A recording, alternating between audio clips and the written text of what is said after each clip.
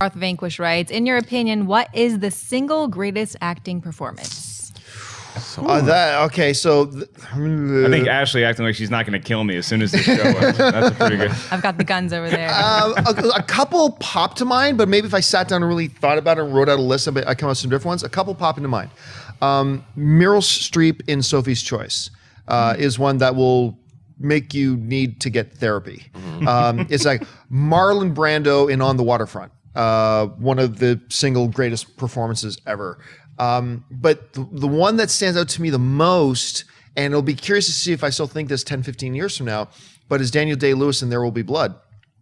His performance in that was an all-timer. I mean, that was an instant Hall of Famer, that one. I'm always, every time I see that movie, I've probably seen it 5 or 6 times now, and every time I watch it, I am just astonished about what this guy can bring to the screen, and a little bit of sadness that he doesn't do more because he does so few movies, and maybe that's part of his brilliance.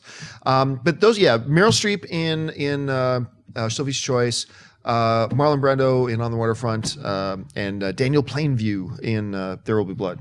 I'll go Daniel Day-Lewis, but I go My Left Foot. Yeah, that's another great one. I know sometimes people are just like, well, that's just how you go get an Oscar, play someone with special needs, and it's what Daniel Day-Lewis does, man. And the reason why he doesn't do as many movies as we would hope that he does is because he puts his whole life into it. He becomes that character. Like his wife is dealing with that character. She's not dealing with Daniel Day-Lewis one day at home. Like she lived with Lincoln for like a year. So it's like. That guy in general, you can really pick any of his performances and say that was the best. That was the best because you don't find actors like him to do what he does, the way he taps in.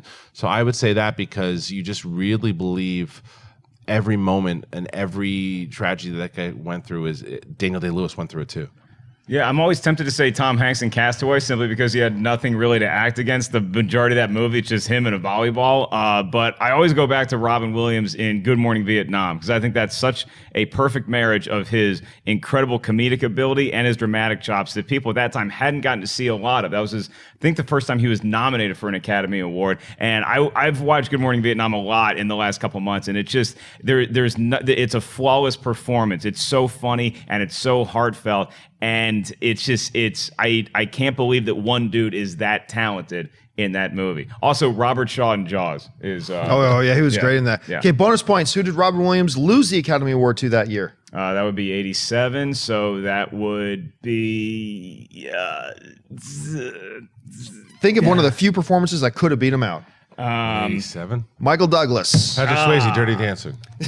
Michael Douglas in Wall Street. Yeah, Michael Douglas. That's in Wall another Street. one. That's way good. There, yeah.